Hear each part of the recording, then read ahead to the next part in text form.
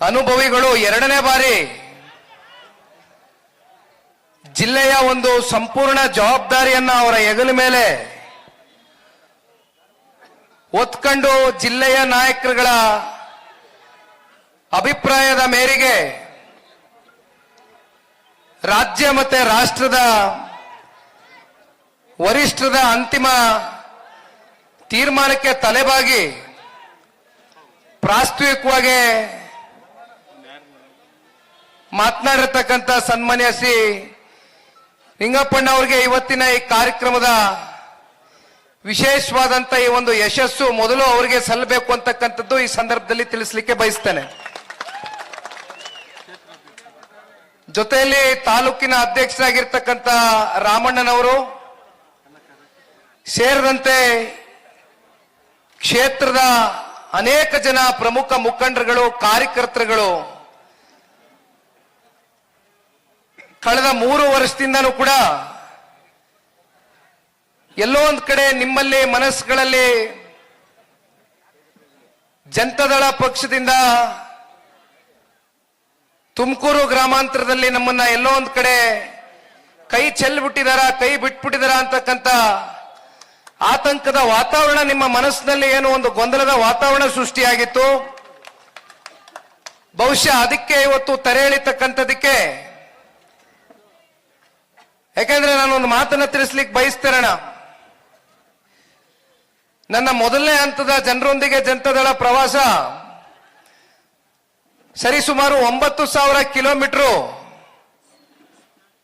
ಹಳೆ ಮೈಸೂರು ಪ್ರಾಂತ್ಯ ಸೇರಿದಂತೆ ಕಲ್ಯಾಣ ಕರ್ನಾಟಕ, ಕಿತ್ತೂರು ಕರ್ನಾಟಕ, ಮಧ್ಯ ಕರ್ನಾಟಕ, ಉತ್ತರ ಕನ್ನಡ ಅನೇಕ ಜಿಲ್ಲೆಗಳಲ್ಲಿ ಹಲವಾರು ವಿಧಾನಸಭಾ ಕ್ಷೇತ್ರಗಳು ಸರಿಸುಮಾರು 54 ಕ್ಷೇತ್ರಗಳಲ್ಲಿ ಮೊದಲನೇ ಹಂತದ ಜನರೊಂದಿಗೆ ಜನತಾದಳ ಕಾರ್ಯಕ್ರಮದ ಹೆಸರಲ್ಲಿ ಸದಸ್ಯತ್ವ ನೋಂದಣಿಯನ್ನ ಅತ್ಯಂತ ಯಶಸ್ವಿಯಾಗಿ ಇಡೀ ರಾಜ್ಯಾದ್ಯಂತ ಕಾರ್ಯಕರ್ತರು ನೆರವೇರಿಸಿಕೊಟ್ಟಿದ್ದಾರೆ. ಆ ಒಂದು ಸಂದರ್ಭದಲ್ಲಿ ನಾನು ಸಾಮಾಜಿಕ ಜಾಲತಾಣದಲ್ಲಿ ನಾನು ತುಮಕೂರು ಜಿಲ್ಲೆಯ 8 ವಿಧಾನಸಭಾ ಕ್ಷೇತ್ರವನ್ನ ಮೊದಲನೇ ಹಂತದಲ್ಲಿ ಪ್ರವಾಸ ಮುಗಿಸಿದೆ. ಆ ಸಂದರ್ಭದಲ್ಲಿ ನಾನು ಒಂದು ಅಂಶ ಗಮನಿಸಿದ್ದು, ಯಾಕೆಂದ್ರೆ ಇವತ್ತು ಸಾಮಾಜಿಕ ಜಾಲತಾಣ ಅಂತಕ್ಕಂಥದ್ದು ಇವತ್ತು ಬಹಳ ಒಂದು ಗಂಭೀರವಾದಂತ ಒಂದು ವೇದಿಕೆ. ಅಂತ ಒಂದು ವೇದಿಕೆಗಳಲ್ಲಿ ನಿಮಗೆ ಇರ್ತಕ್ಕಂಥ ವಾಕ್ ಸ್ವಾತಂತ್ರ್ಯ ಏನಿದೆ ಅದನ್ನ ಪಕ್ಷದ ಹಿತದೃಷ್ಟಿಯಿಂದ ನೀವು ಕೊಡ್ತಕ್ಕಂಥ ಕೆಲವೊಂದಷ್ಟು ಸಲಹೆ ಸೂಚನೆಗಳನ್ನ ಇವೆಲ್ಲವೂ ಕೂಡ ನಾನು ಬಹಳ ಸೂಕ್ಷ್ಮವಾಗಿ ಗಮನಿಸಿದೆ. ಎಲ್ಲೋ ಒಂದ್ ಕಡೆ ತುಮಕೂರು ಗ್ರಾಮಾಂತರ ಕ್ಷೇತ್ರ ಇರ್ಬೋದು, ತಿಪ್ಟೂರು ಇರ್ಬೋದು, ಜೊತೆಯಲ್ಲಿ ತುಮಕೂರು ನಗರ ಇರ್ಬೋದು, ಈ 3 ಕ್ಷೇತ್ರಗಳಲ್ಲಿ ನಿಖಿಲ್ ಕುಮಾರಸ್ವಾಮಿ ಅವರು ಮೊದಲನೇ ಹಂತದ ಪ್ರವಾಸವನ್ನ ಯಾತಕ್ಕೋಸ್ಕರ ಹಮ್ಮಿಕೊಂಡಿಲ್ಲ. ಇಲ್ಲೂ ಕೂಡ ಕಾರ್ಯಕರ್ತರು ಇದ್ದೇವೆ, ಬದುಕಿದ್ದೇವೆ, ಪಕ್ಷ ಸಂಘಟನೆ ಮಾಡ್ತಕ್ಕಂಥದ್ದಕ್ಕೆ ನಾವೆಲ್ಲರೂ ಕೂಡ ಸಿದ್ಧರಾಗಿದ್ದೇವೆ, ದಯವಿಟ್ಟು ನಮ್ಮನ್ನ ಅನಾಥರಾಗಿ ಮಾಡಬೇಡಿ ಅಂತಕ್ಕಂಥದ್ದು ತಾವೆಲ್ಲರೂ ಕೂಡ ಸಾಮಾಜಿಕ ಜಾಲತಾಣಗಳಲ್ಲಿ ತಾವೆಲ್ಲರೂ ಒಂದು ಸಂದೇಶವನ್ನ ಹೊರಡಿಸಿದ್ರಿ. ಇವೆಲ್ಲವನ್ನ ನೋಡ್ತಾ ಕೂತೆ ಯಾವ ಕಾರಣಕ್ಕೂ ಕೂಡ ಇವತ್ತು ಇಲ್ಲಿ ಸೇರಿರ್ತಕ್ಕಂಥವ್ರು ನಾನು ಅವಾಗಿಂದ ಬಹಳ ಸೂಕ್ಷ್ಮವಾಗಿ ನೋಡ್ತಾ ಇದ್ದೇನೆ, ಒಂದು ಕುರ್ಚಿ ಕೂಡ ಅಳ್ಗಾಡಿಲ್ಲ. ಅಂದ್ರೆ ಈ ಕ್ಷೇತ್ರದಲ್ಲಿ ಇವತ್ತು ಜನತಾದಳ ಪಕ್ಷವನ್ನ ಎಷ್ಟು ಬಲವಾಗಿ ಬುಡದಿಂದ ಕಟ್ಕೊಂಡ್ ಬಂದಿದ್ದೀರಿ ಅಂತಕ್ಕಂಥದ್ದಕ್ಕೆ ಬಹುಶಃ ಇವತ್ತಿನ ಈ ಕಾರ್ಯಕ್ರಮ ಒಂದು ಸಣ್ಣ ಉದಾಹರಣೆ ಅಂತಕ್ಕಂಥದ್ದು ಈ ಸಂದರ್ಭದಲ್ಲಿ ನಾನು ಭಾವಿಸಿದ್ದೇನೆ. ಈ ಕಾರ್ಯಕ್ರಮ ಇವತ್ತಿನ ದಿನ ನಿಗದಿಪಡಿಸಿದಂತ ಸಂದರ್ಭ ಬಹುಶಃ ನಿಂಗಪ್ಪಣ್ಣ ಅವ್ರ ಜೊತೆ ಮಾತನಾಡಿದಾಗ 1 ವಾರ 10 ದಿನಗಳ ಕಾಲ ಅಷ್ಟೇ ಅವ್ರಿಗೆ ಈ ಕಾರ್ಯಕ್ರಮವನ್ನ ಆಯೋಜನೆ ಮಾಡ್ಕೊಳ್ತಕ್ಕಂಥದ್ದಕ್ಕೆ ಸಮಯ ಸಿಕ್ಕಂಥದ್ದು.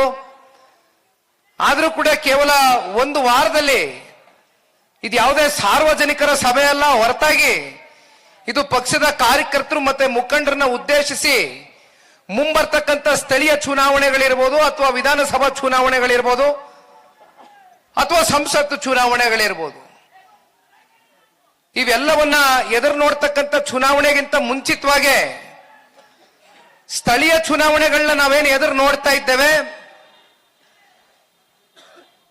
ಸ್ಥಳೀಯ ಚುನಾವಣೆ ಅಂದ್ರೆ ಇದು ಕಾರ್ಯಕರ್ತರಿಗೆ ಮೀಸಲಾಗ್ತಕ್ಕಂಥ ಒಂದು ಚುನಾವಣೆ. ವಿಧಾನಸಭೆಗೆ ಸಂಸತ್ಗೆ ಕಳಿಸ್ತಕ್ಕಂಥದಕ್ಕೆ ನಿಮ್ಮೆಲ್ಲರ ಹೋರಾಟ, ನಿಮ್ಮೆಲ್ಲರ ದೃಢ ಸಂಕಲ್ಪ ಬಹುಶಃ ಇವತ್ತು ಎಂಪಿ ಚುನಾವಣೆ ಇರ್ಬೋದು ಅಥವಾ ವಿಧಾನಸಭಾ ಚುನಾವಣೆಗಳು ಇಂದಿನಿಂದ ಏನ್ ನಡ್ಕೊಂಡ್ ಬಂದಿದೆ, ಆ ಚುನಾವಣೆಗಳಲ್ಲಿ ನೀವೆಲ್ಲರೂ ಕೂಡ ಪಕ್ಷದ ಪರವಾಗಿ, ಪಕ್ಷದ ಏಳಿಗೆಗೋಸ್ಕರ ಯಾವುದೇ ನಿರೀಕ್ಷೆಗಳು ಫಲಾಪೇಕ್ಷೆಗಳಿಲ್ದಿರ ಪ್ರಾಮಾಣಿಕವಾಗಿ ಸೇವೆಯನ್ನು ಸಲ್ಲಿಸ್ಕೊಂಡ್ ಬಂದಿದ್ದೀರಿ. ಇವತ್ತು ಅಂತ ಕಾರ್ಯಕರ್ತರ ಚುನಾವಣೆಯನ್ನು ನಾವೇನು ಎದುರು ನೋಡ್ತಾ ಇದ್ದೇವೆ. ಇವತ್ತು ವಾಪಸ್ಸು ಕಾರ್ಯಕರ್ತರಿಗೆ ಮುಂದಿನ ವಿಧಾನಸಭಾ ಚುನಾವಣೆ ಇನ್ನೂ 2 ವರ್ಷ ಇದೆ.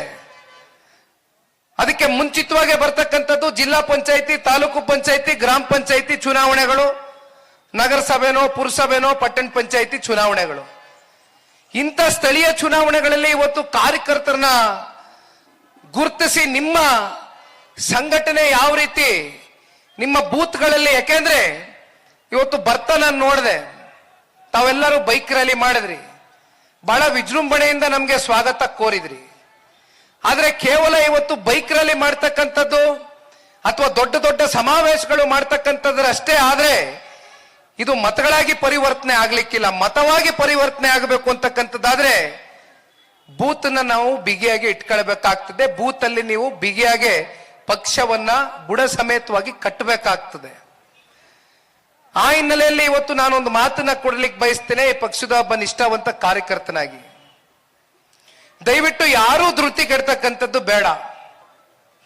ನನಗೆ ಗೊತ್ತು, ಕಳೆದ 3 ವರ್ಷದಿಂದ ನೀವೆಲ್ಲರೂ ಕೂಡ ಯಾವ ಒಂದು ಯಾತನೆಯನ್ನು ಅನುಭವಿಸ್ತಾ ಇದ್ದೀರಿ. ಈ ಕ್ಷೇತ್ರದಲ್ಲಿ ನಮ್ಗೆ ನಾಯಕರು ಯಾರು, ನಾವು ದಿನ ಬೆಳಗ್ಗೆ ಎದ್ರೆ ಕಷ್ಟ ಸುಖ ಅಂತ ಯಾರ ಮನೆ ಬಾಗಿಲಿಗೆ ಹೋಗ್ಬೇಕು ಅಂತಕ್ಕಂಥ ಯಕ್ಷ ಪ್ರಶ್ನೆ ನಿಮ್ಮೆಲ್ಲರ ಹೃದಯದಲ್ಲಿ ಕಾಡ್ತಾ ಇದೆ. ನಾನು ಹೆಸರು ಹೇಳೋದಕ್ಕೆ ಹೋಗೋದಿಲ್ಲ. ಬಹಳ ಜನ ಒಂದ್ಸಲಿ ಅಲ್ಲ 2 ಸಲ ಬಂದು ಹೋಗಿರ್ತಕ್ಕಂಥ ಉದಾಹರಣೆ ನಾವು ನೋಡ್ಬಿಟ್ಟಿದೀವಿ. ನಿಂಗಪ್ಪಣ್ಣ ಅವ್ರು ಮಾತಾಡ್ಬೇಕಾದ್ರೆ ಹೇಳ್ತಾ ಇದ್ರು, ದೇವೇಗೌಡರ ಕುಟುಂಬ ಹೆಸರನ್ನ ಪದೇ ಪದೇ ಸಾರ್ವಜನಿಕ ವಲಯದಲ್ಲಿ ನೆನೆಸ್ಕೊಳ್ತಕ್ಕಂಥ ಕೆಲಸ ಕೆಲವೊಂದಷ್ಟು ವ್ಯಕ್ತಿಗಳು ಮಾಡ್ತಾರೆ. ಅದು ಇತ್ತೀಚೆಗೆ ಯಾವಾಗ ನೀವೆಲ್ಲ ಸೇರಿ ಜನರೊಂದಿಗೆ ಜನತಾದಳ ಕಾರ್ಯಕ್ರಮ ಮಾಡಲೇಬೇಕು ಅಂತಕ್ಕಂಥ ಸವಾಲನ್ನ ಸ್ವೀಕಾರ ಮಾಡಿ ಹೊರಟ್ರಿ. ನಾನು ಕೂಡ ಸಾರ್ವಜನಿಕ ವೇದಿಕೆಯಲ್ಲಿ ಕೆಲವೊಂದಷ್ಟು ಚರ್ಚೆಗಳು ಬಂದಿದ್ನ ನಮ್ಮ ಸೋಷಿಯಲ್ ಮೀಡಿಯಾಗಳಲ್ಲಿ ನೋಡಿದೆ. ನಾನು ಅನ್ಕಂಡೆ, ಈಗ ನಾವು ಬರ್ತಾ ಇರೋದ್ರಿಂದ ಬಹುಶಃ ದೇವೇಗೌಡರು ಕುಮಾರಣ್ಣನ ಹೆಸರು ಪ್ರಸ್ತಾವನೆಯಲ್ಲಿ ಇದೆ ಅಂತಕ್ಕಂಥದ್ನ ಭಾವಿಸಿದೆ. ಇಲ್ಲಾಂದ್ರೆ ಬಹುಶಃ ಒಂದು ನಾವು ಅರ್ಥ ಮಾಡ್ಕೋಬೇಕಾಗಿರ್ತಕ್ಕಂಥದ್ದು, ನಮ್ಮನ್ನೇ ನಂಬ್ಕೊಂಡಿರ್ತ ಕಾರ್ಯಕರ್ತರು, ನಮ್ಮನ್ನೇ ಪ್ರೀತಿಸ್ತಕ್ಕಂಥ ಒಂದು ವರ್ಗ ನಿಮ್ಮನ್ನ ಶಾಸಕರಾಗಿ ಮಾಡಿ JDS ಚಿಹ್ನೆ ಅಡಿ ಇಷ್ಟೆಲ್ಲ ರಾಜಕೀಯವಾಗಿ ಶಕ್ತಿ ಅಂತ ತಂದ್ಕೊಟ್ಟಂತ ಚಿನ್ನದಂತ ಕಾರ್ಯಕರ್ತರನ್ನ ನಮ್ಮ ರಾಜಕಾರಣದ ಸ್ವಾರ್ಥಕ್ಕೋಸ್ಕರ ಇವತ್ತು ಪಕ್ಷದ ಕಾರ್ಯಕರ್ತರನ್ನ ನಾವು ಬೀದಿಯಲ್ಲಿ ಬಿಟ್ಟು ಹೋಗ್ತಕ್ಕಂಥ ಸಂಸ್ಕೃತಿಗಳು ಮುಂದೇನಾದ್ರೂ ಸಂಪ್ರದಾಯಗಳು ನಿಲ್ಲಬೇಕಾಗ್ತದೆ. ಇದಕ್ಕೆ ಕಡಿವಾಣ ಹಾಕ್ಬೇಕು ಅಂತಕ್ಕಂಥದ್ದಾದ್ರೆ ಕ್ಷೇತ್ರದ ನಿಷ್ಠಾವಂತ ಕಾರ್ಯಕರ್ತರಿಂದ ಮಾತ್ರ ಸಾಧ್ಯ. ಯಾಕೆಂದ್ರೆ ನಾನು ಅನೇಕ ಬಾರಿ ಹೇಳಿದ್ದೇನೆ, ಮತ್ತೆ ಈ ವಿಚಾರವನ್ನ ಪುನರ್ರಚಿಸ್ತೇನೆ. ಜನತಾದಳ ಪಕ್ಷ ನಾಯಕರನ್ನ ತಯಾರು ಮಾಡತಕ್ಕಂಥ ಒಂದು ಕಾರ್ಖಾನೆ. ಅದು ಅನೇಕ ಚುನಾವಣೆಗಳಲ್ಲಿ ಸಾಬೀತಾಗಿದೆ. ನಾವೆಲ್ಲರೂ ಇವತ್ತಿಲ್ಲಿ ಬಂದು ಸೇರಿದ್ದೇವೆ. 25 ವರ್ಷ ಒಂದು ಪ್ರಾದೇಶಿಕ ಪಕ್ಷ ಬೆಳ್ಳಿ ಹಬ್ಬವನ್ನು ಆಚರಣೆ ಮಾಡ್ತಾ ಇರ್ತಕ್ಕಂಥದ್ದು ಇತಿಹಾಸದಲ್ಲಿ ಇದು ಮೊದಲನೇ ಬಾರಿ.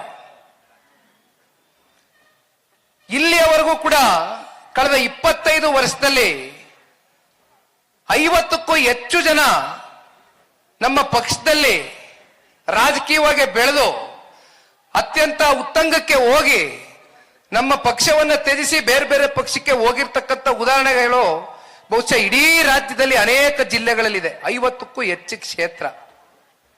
ಅದರಲ್ಲಿ ನಮ್ಮ ತುಮಕೂರು ಗ್ರಾಮಾಂತರನೂ ಕೂಡ ಒಂದು. ಹಾಗಾಗಿ ಇಲ್ಲಿ ಹೇಳ್ತಾ ಹೋದ್ರೆ ಅದು ಪಟ್ಟಿ ಬಹಳ ದೊಡ್ಡದಾಗದೆ. ಅದ್ರ ಬಗ್ಗೆ ಈಗ ಚರ್ಚೆ ಬೇಡ. ನಾನು ಹೇಳ್ತಕ್ಕಂಥದ್ದಿಷ್ಟೇ ಅಣ್ಣ, ಸ್ಥಳೀಯ ಚುನಾವಣೆಗಳಲ್ಲಿ ದಯಮಾಡಿ ನೀವು ಎಲ್ಲರೂ ಸಜ್ಜಾಗಿ.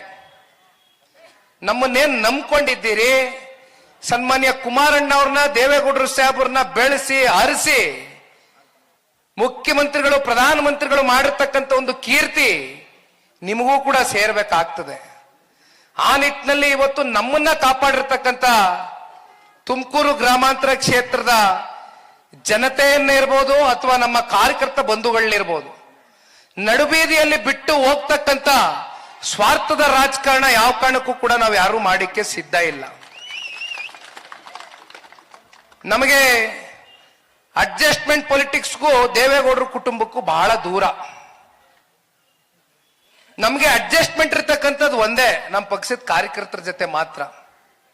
ನಮ್ಮ ಪಕ್ಷದ ಕಾರ್ಯಕರ್ತರನ್ನ ಯಾವ ಹಂತದಲ್ಲೂ ಕೂಡ ನೀವು ಧೃತಿಗೆಟ್ಟಂತ ಸಂದರ್ಭದಲ್ಲಿ, ನೀವು ಸಮಸ್ಯೆಯನ್ನ ಎದುರಿಸ್ತಕ್ಕಂಥ ಸಂದರ್ಭದಲ್ಲಿ ದೇವೇಗೌಡರ ಪಕ್ಷ, ನೀವು ಕಟ್ಟಿರ್ತಕ್ಕಂಥ ಪಕ್ಷ ಸದಾಕಾಲ ಕಾರ್ಯಕರ್ತರಿಗೋಸ್ಕರ ಇದೆ. ಮುಂದೆಯೂ ಕೂಡ ಕಾರ್ಯಕರ್ತರ ಜೊತೆಯಲ್ಲಿ ಹೆಜ್ಜೆಯನ್ನ ಹಾಕ್ತೇವೆ. ಈ ಪಕ್ಷವನ್ನ ನಾವು ನೀವೆಲ್ಲರೂ ಸೇರಿ ಕಟ್ಟಬೇಕಾಗ್ತದೆ. ದಯಮಾಡಿ ತಾವೆಲ್ಲರೂ ತಯಾರಾಗಬೇಕು.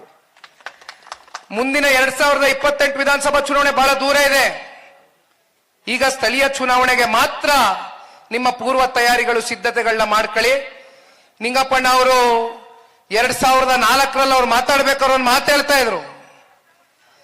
ನಿಂಗಪ್ಪಣ್ಣ ಅವರೇ, ನಿಮ್ಗೆ ಇರ್ತಕ್ಕಂಥ ರಾಜಕಾರಣದ ಅನುಭವ ಜೊತೆಯಲ್ಲಿ ನಿಮ್ಮಲ್ಲಿ ಇರ್ತಕ್ಕಂಥ ಪ್ರಾಮಾಣಿಕತೆಯ ಒಂದು ವ್ಯಕ್ತಿತ್ವ ಏನಿದೆ, ಬಹುಶಃ ನಿಮ್ಮ ವ್ಯಕ್ತಿತ್ವವನ್ನು ಅರ್ತು ಅದನ್ನ ಗುರುತಿಸಿ ಇವತ್ತು ಜಿಲ್ಲೆಯ ನಾಯಕರ ಒಂದು ಸಂಪೂರ್ಣ ಸಹಕಾರದಿಂದ ಅವರ ಅಭಿಪ್ರಾಯದೊಂದಿಗೆ ಪಕ್ಷದ ವರಿಷ್ಠರು ನಿಮ್ಗೆ ಜಿಲ್ಲಾಧ್ಯಕ್ಷ ಸ್ಥಾನವನ್ನ ಕೊಟ್ಟಿದ್ದಾರೆ. ನಮ್ಮ ಅಂಜನಪ್ಪನವರು ಕೂಡ ಇಲ್ಲಿದ್ದಾರೆ. ಅಂಜನಪ್ಪನವರ ಸೇವೆ ಜಿಲ್ಲಾಧ್ಯಕ್ಷರಾಗಿ ಬಹುಶಃ ಯಾವ ಕಾರ್ಯಕರ್ತನೂ ಕೂಡ ಮರೀಲಿಕ್ಕೆ ಸಾಧ್ಯ ಇಲ್ಲ. ಅವ್ರಿಗೆ ಫೋನ್ ಮಾಡಿ ನಾವು ಮಾತನಾಡಿ ಅವರಲ್ಲಿ ಈ ತರ ಒಂದು ಬದಲಾವಣೆ ಆಗ್ತಾ ಇದೆ, ಯಾವ ರೀತಿ ಹೋಗಬಹುದು ಅಂದಾಗ ಪಾಪ ಅವರ ಒಂದು ಹೃದಯ ವೈಶಾಲ್ಯತೆಯನ್ನ ಇವತ್ತು ನಾನು ಈ ವೇದಿಕೆ ಮೂಲಕ ಹೇಳಲೇಬೇಕಾಗ್ತದೆ. ಪಕ್ಷದ ಬೆಳವಣಿಗೆಗೋಸ್ಕರ, ಪಕ್ಷವನ್ನ ಬಲವರ್ಧನೆಗೋಸ್ಕರ ನಾನು ಕೂಡ ಇವತ್ತು ಜಿಲ್ಲಾಧ್ಯಕ್ಷ ಅಂತಕ್ಕಂಥದ್ದನ್ನು ಕೂಡ ಬದಿಗಿಟ್ಟು, ನೀವು ಯಾವುದೇ ತೀರ್ಮಾನ ಪಕ್ಷ ತಗೊಂಡಂತ ಸಂದರ್ಭದಲ್ಲೂ ಕೂಡ ನನ್ನ ತುಂಬ ಹೃದಯದ ಒಂದು ಸ್ವಾಗತ ಇದೆ ಅಂತಕ್ಕಂಥದ್ದು ಸನ್ಮಾನ್ಯ ಶ್ರೀ ಅಂಜನಪ್ಪನವರು ಹೇಳಿದಂಥದ್ದು ಬಹುಶಃ ಅತ್ಯಂತ ದೊಡ್ಡ ಮಾತು. ಹಾಗಾಗಿ ಇವತ್ತು ಜವಾಬ್ದಾರಿ ಬಹಳ ಹೆಚ್ಚಿದೆ. ಜಿಲ್ಲಾಧ್ಯಕ್ಷರು ಆದ ನಂತರ ಜಿಲ್ಲಾ ಸಮಿತಿಗಳ ರಚನೆ ಆಗಬೇಕಾಗ್ತದೆ. ಆ ಸಮಿತಿಗಳಲ್ಲಿ ಇವತ್ತೇನು ತುಮಕೂರು ವಿಧಾನಸಭಾ ಕ್ಷೇತ್ರದಲ್ಲಿ, ತುಮಕೂರು ಜಿಲ್ಲೆಯಲ್ಲಿ 11 ವಿಧಾನಸಭಾ ಕ್ಷೇತ್ರ ಇದೆ. 11 ಕ್ಷೇತ್ರದಲ್ಲೂ ಕೂಡ ಎಲ್ಲಾ ಸಮುದಾಯವನ್ನ ಗುರುತಿಸ್ತಕ್ಕಂಥದ್ದು, ಯಾರ್ಯಾರು 20-30 ವರ್ಷ ಈ ಪಾರ್ಟಿಗೆ ನಿಸ್ವಾರ್ಥವಾಗಿ ದುಡಿದಿರ್ತಾರೆ, ಜೊತೆಯಲ್ಲಿ ಯಾರ್ಯಾರು ನಾಯಕತ್ವಕ್ಕೆ ಒಂದು ಪ್ರಾಮಾಣಿಕತೆಯನ್ನ ತೋರಿಸಿರ್ತಾರೆ ಅಂತವ್ರನ್ನ ಗುರುತಿಸಿ, ಮತ್ತೆ ಜೊತೆಯಲ್ಲಿ ನಾನು ಪಕ್ಷ ಕಟ್ತೇನೆ ಅಂತಕ್ಕಂಥ ಒಂದು ಹಂಬಲವನ್ನ ಇಟ್ಕೊಂಡಿರ್ತಾರೆ, ಆ ಛಲವನ್ನ ಇಟ್ಕೊಂಡಿರ್ತಾರೆ, ಅಂತವ್ರಿಗೆ ಗುರುತಿಸಿ ಆ ಒಂದು ಜಿಲ್ಲಾ ಕಮಿಟಿಯು ಕೂಡ ದಯಮಾಡಿ ನಮ್ಮ ಅಣ್ಣ ಅವರು ಮಾಡಬೇಕು ಅಂತಕ್ಕಂಥದ್ದು ಈ ಸಂದರ್ಭದಲ್ಲಿ ಹೇಳ್ತಾ, ಮತ್ತೆ ರಾಮಣ್ಣ ಅವರು ತಾಲೂಕು ಅಧ್ಯಕ್ಷರಿದ್ದಾರೆ, ಅವ್ರಿಗೂ ಕೂಡ ನಾನು ಇವತ್ತಿನ ಈ ಸಂದರ್ಭದಲ್ಲಿ ತಾಲೂಕು ಕಮಿಟಿ ಮಾಡ್ತಕ್ಕಂಥದ್ದು ಕೂಡ ದಯಮಾಡಿ ತಾವು ಅತಿ ಶೀಘ್ರದಲ್ಲೇ ನೀವು ಒಂದು ಕಾರ್ನರ್ ಮೀಟಿಂಗ್ ಅನ್ನ ಕರೆದು ಇಲ್ಲಿ ಯಾರ್ಯಾರು ನಮ್ಮ ಕ್ಷೇತ್ರದಲ್ಲಿ ಪ್ರಮುಖ ಮುಖಂಡರ ಕಾರ್ಯಕರ್ತರಿದ್ದಾರೋ ಸಾಮೂಹಿಕವಾದಂತ ಒಂದು ಹೆಜ್ಜೆ ಇಡಿ, ಸಾಮೂಹಿಕವಾದಂತ ಒಂದು ತೀರ್ಮಾನ ತಗೊಳ್ಳಿ. ಎಲ್ಲಾ ಕಾರ್ಯಕರ್ತರುಗಳು ಏನ್ ಅಭಿಲಾಷೆಯನ್ನ ಇಟ್ಕೊಂಡಿದ್ದಾರೆ, ಏನ್ ಅಪೇಕ್ಷೆಯನ್ನ ಇಟ್ಕೊಂಡಿದ್ದಾರೆ, ಅದನ್ನ ಸೂಕ್ಷ್ಮವಾಗಿ ಗಮನದಲ್ಲಿ ಇಟ್ಕೊಂಡು ಯಾರ್ಯಾರು ದುಡಿದಿದ್ದಾರೆ, ಯಾರ್ಯಾರು ದುಡಿತಕ್ಕಂಥದ್ದಕ್ಕೆ ಸಿದ್ಧರಿದ್ದಾರೆ ಅಂತವ್ರಿಗೆ ಅವಕಾಶ ಕೊಟ್ಟು ಅವ್ರಿಗೆ ಬೆಂತಟ್ಟು ದಯಮಾಡಿ ಸಂಘಟನೆಯನ್ನ ಇನ್ನು ಹೆಚ್ಚು ಬಲಪಡಿಸಬೇಕು ಅಂತ ಕೇಳ್ತಾ, ನಿಂಗಪ್ಪಣ್ಣ ಅವ್ರು ಮಾತಾಡ್ಬೇಕಾದ್ರೆ ಹೇಳ್ತಾ ಇದ್ರು, ನನಗೆ ಒಳಗಡೆ ಆತಂಕ ಇದೆ, ನನಗೆ ಒಳಗಡೆ ಒಂದ್ ರೀತಿ ಭಯ ಇದೆ. ಏನ್ ಇಷ್ಟು ದೊಡ್ಡ ಜವಾಬ್ದಾರಿ ನನ್ನ ಮೇಲೆ ಹಾಕ್ಬಿಟ್ಟಿದಾರಲ್ಲ. ಹಿಂದೆ ನಿಂಗಪ್ಪಣ್ಣ ಅವರು ಜಿಲ್ಲಾಧ್ಯಕ್ಷರಾದಂತ ಸಂದರ್ಭದಲ್ಲಿ ಬಹುಶಃ ತುಮಕೂರು ಜಿಲ್ಲೆಯಲ್ಲಿ ಒಂದು ದೊಡ್ಡ ಇತಿಹಾಸ ಅವತ್ತೇನು ಸೃಷ್ಟಿಯಾಗಿತ್ತು. ಮತ್ತೆ ಇವತ್ತು ನಿಖಿಲ್ ಕುಮಾರಸ್ವಾಮಿ ಪಕ್ಷದ ಒಬ್ಬ ಕಾರ್ಯಕರ್ತನಾಗಿ ತಿಳಿಸ್ಲಿಕ್ಕೆ ಬಯಸ್ತೇನೆ. ನಿಂಗಪ್ಪಣ್ಣ ಅವರೇ, ನಿಮ್ಮ ಜೊತೆಯಲ್ಲಿ ತುಮಕೂರು ಜಿಲ್ಲೆಯ ಪ್ರಾಮಾಣಿಕ ನಿಷ್ಠಾವಂತ ಕಾರ್ಯಕರ್ತ ಬಂಧುಗಳು ನಿಮ್ಮ ಜೊತೆಯಲ್ಲಿದ್ದಾರೆ, ಜಿಲ್ಲೆಯ ನಾಯಕರುಗಳ ನಿಮ್ಮ ಬೆಂಬಲ ಇದೆ. ನಾವೆಲ್ಲರೂ ಕೂಡ ನಿಮ್ ಜೊತೆಯಲ್ಲಿ ಇರ್ತೇವೆ. 2004ರಲ್ಲಿ ಯಾವ ರೀತಿ ಜನತಾದಳ ಪಕ್ಷ ಒಂದು ಇತಿಹಾಸವನ್ನ ಸೃಷ್ಟಿ ಮಾಡ್ತು. ಬಹುಶಃ 9 ಕ್ಷೇತ್ರದಲ್ಲಿ ಅವತ್ತು ಗೆಲುವಾದಂಥದ್ದು. ಅದೇ ರೀತಿ ಈ ಬಾರಿಯೂ ಕೂಡ ಒಂದು ದಾಖಲೆ ಪ್ರಮಾಣದಲ್ಲಿ ಒಂದು ದೊಡ್ಡ ಇತಿಹಾಸವನ್ನ 2028ಕ್ಕೆ ಅತಿ ಹೆಚ್ಚು ಹಳೆ ಮೈಸೂರು ಪ್ರಾಂತ್ಯದಲ್ಲಿ ಇವತ್ತೇನಾದ್ರೂ ಒಂದು ಒಳ್ಳೆಯ ಫಲಿತಾಂಶ ಬರ್ತಕ್ಕಂಥ ಜಿಲ್ಲೆ ಯಾವ್ದಾದ್ರಿದ್ರೆ ಅದು ನನಗೆ ಸಂಪೂರ್ಣ ನಂಬಿಕೆ ಇದೆ, ಅದು ತುಮಕೂರು ಜಿಲ್ಲೆ ಅಂತಕ್ಕಂಥದ್ದು. ಈ ಸಂದರ್ಭದಲ್ಲಿ ನಾವೆಲ್ಲರೂ ಛಲದಿಂದ ಈ ಪಾರ್ಟಿಯನ್ನ ಕಟ್ತಕ್ಕಂಥ ಕೆಲಸಕ್ಕೆ ಕೈ ಹಾಕೋಣ ಅಂತಕ್ಕಂಥದನ್ನ ಈ ಸಂದರ್ಭದಲ್ಲಿ ಹೇಳ್ತಾ, ಈಗಾಗಲೇ ತಾವೆಲ್ಲ ಪ್ರತಿನಿತ್ಯ ನೋಡ್ತಾ ಇದ್ದೀರಣ್ಣ, 3 ವರ್ಷಗಳಾಗಿದೆ ಕಾಂಗ್ರೆಸ್ನ ಆಡಳಿತ. ಈ ರಾಜ್ಯ ಸರ್ಕಾರದಲ್ಲಿ ಬಹುಶಃ 136 ಸ್ಥಾನ ಅಂತಕ್ಕಂಥದ್ದೇನು ಸಣ್ಣ ಸ್ಥಾನ ಅಲ್ಲ. ಆದ್ರೆ ಇಷ್ಟೆಲ್ಲ ಸ್ಥಾನ ಪಡೆದಿರ್ತಕ್ಕಂಥ ಕಾಂಗ್ರೆಸ್ನ ಪಕ್ಷ ವಿಶೇಷವಾಗಿ ನಮ್ಮ ರೈತಾಪಿ ವರ್ಗದ ಮೇಲೆ ಕಿಂಚಿತ್ತಾದ್ರೂ ಒಂದು ಅನುಕಂಪ ಇಟ್ಕೊಂಡಿದ್ಯಾ ಅಂತಕ್ಕಂಥ ಪ್ರಶ್ನೆ ಮಾಡ್ತಕ್ಕಂಥದ್ದಾದ್ರೆ, ಇವತ್ತು ಸರಿಸುಮಾರು 2800ಕ್ಕೂ ಹೆಚ್ಚು ರೈತರು ಆತ್ಮಹತ್ಯೆಗೆ ಶರಣಾಗಿದ್ದಾರೆ. ಅದರಲ್ಲಿ ತುಮಕೂರು ಜಿಲ್ಲೆನಲ್ಲಿ 40ಕ್ಕೂ ಹೆಚ್ಚು ರೈತರು ಇವತ್ತು ಆತ್ಮಹತ್ಯೆಗೆ ಶರಣಾಗಿರ್ತಕ್ಕಂಥದ್ದು. ಬಹುಶಃ ಇದನ್ನ ನೋಡಿದಾಗ ಎಲ್ಲೋ ಒಂದ್ ಕಡೆ ರೈತರ ಜೊತೆಯಲ್ಲಿ ಇವತ್ತು ಈ ಸರ್ಕಾರ ಎಂದಿಗೂ ಕೂಡ ಇಲ್ಲ ಅಂತಕ್ಕಂಥದ್ದು ಬಹುಶಃ ಈ ಅಂಕಿಅಂಶಗಳನ್ನ ನೋಡಿದ್ರೆ ಸಾಬೀತಾಗ್ತದೆ. ಅತಿವೃಷ್ಟಿ ಒಂದ್ ಕಡೆ, ಅನಾವೃಷ್ಟಿ ಒಂದ್ ಕಡೆ ಕಲ್ಯಾಣ ಕರ್ನಾಟಕಕ್ಕೆ ಹೋಗಿದ್ದೆ. ಇತ್ತೀಚೆಗೆ ಅತಿವೃಷ್ಟಿ ಆಯ್ತು, ಅವರು ಬೆಳೆದಂತ ಬೆಳೆ ಸಂಪೂರ್ಣವಾಗಿ ನಾಶ ಆಗಿತ್ತು. ಆ ಸಂದರ್ಭದಲ್ಲಿ ರೈತರಿಗೆ ಏನೊಂದು ಪರಿಹಾರವನ್ನ ಕೊಟ್ಟು ನಿಮ್ ಜೊತೆಯಲ್ಲಿ ನಾನು ಇದ್ದೇವೆ ಅಂತಕ್ಕಂಥ ಆತ್ಮವಿಶ್ವಾಸ, ಧೈರ್ಯವನ್ನ ತುಂಬಿಸ್ಬೇಕಾದಂತ ರಾಜ್ಯ ಸರ್ಕಾರ ಇದ್ಯಾವುದು ಕೂಡ ಮಾಡಲಿಲ್ಲ. ಕಾರಣ ಅದಕ್ಕೆ ಅವರಿಗೆ ರೈತರ ಬಗ್ಗೆ ಕಿಂಚಿತ್ತು ಕೂಡ ಕಾಳಜಿನೂ ಇಲ್ಲ, ಬದ್ಧತೆನೂ ಇಲ್ಲ. ತಾವೆಲ್ಲರೂ ಮಾತನಾಡ್ತಾ ಇರ್ತೀರಿ, ಕುಮಾರಣ್ಣ ಅವರು ರೈತರ ಸಾಲ ಮನ್ನಾ ಮಾಡಿದ್ರು ಅಂತ. ಮೊನ್ನೆ ಮೈಸೂರಿಗೆ ಹೋಗಿದ್ದೆ. ಮೈಸೂರಿನ ಪಿರಿಯಾಪಟ್ಟಣದಲ್ಲಿ ಇದೇ ರೀತಿ ಕಾರ್ಯಕರ್ತರ ಸಮಾವೇಶ ಇತ್ತು. ಆ ಸಮಾವೇಶದಲ್ಲಿ ಮೈಸೂರು ಜಿಲ್ಲೆಯ ಕಾರ್ಯಕರ್ತರು ಹೇಳ್ತಾ ಇದ್ರು, ಇಡೀ ಮೈಸೂರು ಜಿಲ್ಲೆಗೆ 440 ಕೋಟಿ ರೂಪಾಯಿಯಷ್ಟು ರೈತರ ಸಾಲ ಮನ್ನಾ ಮಾಡಿದ್ರು ಕುಮಾರಣ್ಣ ಅಂತ. ಅದೇ ರೀತಿ ಇವತ್ತು ಇಡೀ ರಾಜ್ಯಾದ್ಯಂತ ರೈತರು ನೀನು ಯಾವ ಸಮುದಾಯಕ್ಕೆ ಸೇರಿದ್ಯಾ, ನೀನು ಯಾವ ವರ್ಗಕ್ಕೆ, ಯಾವ ಜಾತಿಗೆ ಸೇರಿದ್ಯಾ ಅಂತಕ್ಕಂಥ ಪ್ರಶ್ನೆ ಮಾಡಲಿಲ್ಲ. ನಮ್ಮ ರೈತರು ಕಷ್ಟದಲ್ಲಿದ್ದಾರೆ, ನಮ್ಮ ರೈತರನ್ನ ಸಾಲದ ಹೊರೆಯಿಂದ ನಾನು ಹೊರಗಡೆ ತಗೊಂಡು ಹೋಗ್ತಕ್ಕಂಥ ಜವಾಬ್ದಾರಿ ಇವತ್ತು ನನ್ನ ಮೇಲಿದೆ ಅಂತಕ್ಕಂಥ ವರ್ತನೆಯನ್ನ ಸನ್ಮಾನ್ಯ ಕುಮಾರಣ್ಣ ಅವರು ಅವತ್ತೇನ್ ಮಾಡಿದ್ರು. ಬಹುಶಃ ಈ ದೇಶದ ಇತಿಹಾಸದಲ್ಲಿ ಅದು ರಾಷ್ಟ್ರೀಕೃತ ಬ್ಯಾಂಕ್ಗಳಿರಲಿ ಅಥವಾ ಸಹಕಾರಿ ಬ್ಯಾಂಕ್ಗಳಿರಲಿ ಸಂಪೂರ್ಣವಾಗಿ ಸಾಲ ಮನ್ನಾ ಮಾಡಿರ್ತಕ್ಕಂಥ ನಿದರ್ಶನ ಈ ಕರ್ನಾಟಕ ರಾಜ್ಯದಲ್ಲಿ ನಾವು ನೋಡಬಹುದು. ಅಷ್ಟೇ ಅಲ್ಲ, ಇವತ್ತು ನಮ್ಮ ತಿಮ್ಮರಾಯಪ್ಪಣ್ಣ ಅವರು ಮಾತನಾಡಬೇಕಾದ್ರೆ ಹೇಳ್ತಾ ಇದ್ರು, ಇವತ್ತು ಶಿಕ್ಷಣದ ಒಂದು ವ್ಯವಸ್ಥೆ ಎಲ್ಲಿಗೆ ಬಂದು ನಿಂತಿದೆ ಅಂತ. ಇವತ್ತೇನು ಟೀಚರ್ಸ್ಗಳ ಒಂದು ನೇಮಕಾತಿ ಆಗಬೇಕಾಗಿತ್ತು, ಆ ಟೀಚರ್ಸ್ಗಳ ನೇಮಕಾತಿ ಎಲ್ಲೂ ಕೂಡ ಇಲ್ಲಿವರೆಗೂ ಆಗಿಲ್ಲ.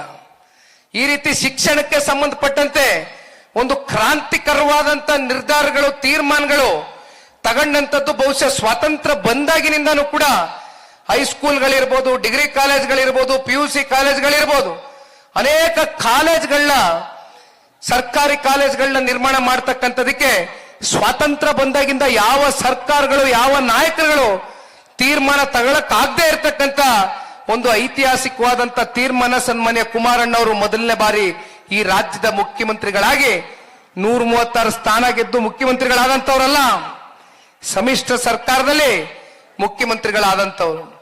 ಬಹುಶಃ ಅವರು ಕೊಟ್ಟಂತ ಆ ಕಾರ್ಯಕ್ರಮಗಳು, ಜನಪರವಾದಂತ ಚಿಂತನೆಗಳು, ಪ್ರತಿನಿತ್ಯ ನಾಡಿನ ಬಡವರ ಬಗ್ಗೆ, ರೈತರ ಬಗ್ಗೆ, ಹೆಣ್ಣು ಮಕ್ಕಳ ಬಗ್ಗೆ, ಯುವಕರ ಬಗ್ಗೆ ಅವ್ರಿಗೆ ಇವತ್ತಿಗೂ ಇರ್ತಕ್ಕಂಥ ಕಾಳಜಿ ಎಲ್ಲೋ ಒಂದ್ ಕಡೆ ಎಲ್ಲೋದ್ರೂ ಕೂಡ ಇವತ್ತು ಸನ್ಮಾನ್ಯ ಕುಮಾರಣ್ಣ ಅವರ ಆಡಳಿತವನ್ನ ಜನ ಪ್ರತಿ ಹಳ್ಳಿಲೂ ಕೂಡ ನೆನೆಸ್ಕೊಳ್ತಾ ಇದ್ದಾರೆ. ಕುಮಾರಣ್ಣ ಅವರು ಇದ್ದಂತ ಕಾಲಘಟ್ಟದಲ್ಲಿ ನಮ್ಮ ರಾಜ್ಯ ರಾಮ ರಾಜ್ಯವಾಗಿತ್ತು. ಮತ್ತೆ ನಮ್ಮ ರಾಜ್ಯ ರಾಮ ರಾಜ್ಯವಾಗಬೇಕು ಅಂತಕ್ಕಂಥದ್ದಾದ್ರೆ ಮುಂದೆ 2028ಕ್ಕೆ ಜನತಾ ಸರ್ಕಾರ ನಿಮ್ ಎಲ್ಲರ ಒಂದು ಆಶೀರ್ವಾದದಿಂದ ಮತ್ತೆ ರಚನೆ ಆಗಬೇಕು ಅಂತಕ್ಕಂಥದ್ದು ನಿಮ್ಮೆಲ್ಲರ ಅಭಿಲಾಷೆ ಏನಿದೆ. ಅದಕ್ಕೆ ಪೂರಕವಾಗಿ ಪಕ್ಷದ ಕಾರ್ಯಕರ್ತರು ಕೂಡ ನೀವೆಲ್ಲರೂ ಕೂಡ ಹೆಜ್ಜೆಯನ್ನ ಹಾಕ್ಬೇಕಾಗ್ತದೆ. ಮತ್ತೆ ನಾನು ನಿಮ್ಮೆಲ್ರಿಗೂ ತಿಳಿಸ್ಲಿಕ್ಕೆ ಬಯಸ್ತೇನೆ, ಇನ್ನೂ ಸಾಕಷ್ಟು ಸಮಾವೇಶಗಳಿದೆ ಮಾಡ್ತಕ್ಕಂಥದ್ದು. ಈಗಾಗಲೇ ತಿಪ್ಪೇಸ್ವಾಮಣ್ಣ ಅವರು ಹಿರಿಯಕರು, ಮಾಜಿ ವಿಧಾನ ಪರಿಷತ್ನ ಸದಸ್ಯರು, ಅವರು ಮಾತನಾಡಬೇಕಾದ್ರೆ ಈಗಾಗಲೇ ವಿಚಾರವನ್ನು ಮುಟ್ಟಿಸಿದ್ದಾರೆ. ಹಾಸನ ಜಿಲ್ಲೆಯಲ್ಲಿ ಜನತಾ ಸಮಾವೇಶ ಜೊತೆಯಲ್ಲಿ 25 ವರ್ಷ ಬೆಳ್ಳಿ ಮಹೋತ್ಸವದ ಕಾರ್ಯಕ್ರಮವನ್ನು ಏನು ಹಮ್ಮಿಕೊಂಡಿದ್ರು. ಬಹುಶಃ ಅವತ್ತಿನ ದಿನ ಹಾಸನ ಜಿಲ್ಲೆಯಲ್ಲಿ ಸೇರಿದಂತ ಒಂದು ಜನಸಾಗರ ಇಡೀ ರಾಜ್ಯ ವ್ಯಾಪ್ತಿ ಚರ್ಚೆ ಆಯಿತು. ಅದೇ ರೀತಿ ಇವತ್ತು ಕಿತ್ತೂರು ಕರ್ನಾಟಕದಲ್ಲಿ 7 ಜಿಲ್ಲೆಗಳು ಬರುತ್ತೆ. ಆ 7 ಜಿಲ್ಲೆಗಳ ಪೈಕಿ ಇವತ್ತು ಬಿಜಾಪುರದಲ್ಲಿ ಸಮಾವೇಶವನ್ನ 27ನೇ ತಾರೀಕು ಜನತಾದಳ ಪಕ್ಷದಿಂದ ಹಮ್ಮಿಕೊಂಡಿದ್ದೇವೆ. ಅದು ಮುಕ್ತಾಯ ಆದ ನಂತರ ಇನ್ನು ಅನೇಕ ಜಿಲ್ಲೆಗಳಲ್ಲಿ ಭಾಗಗಳಲ್ಲಿ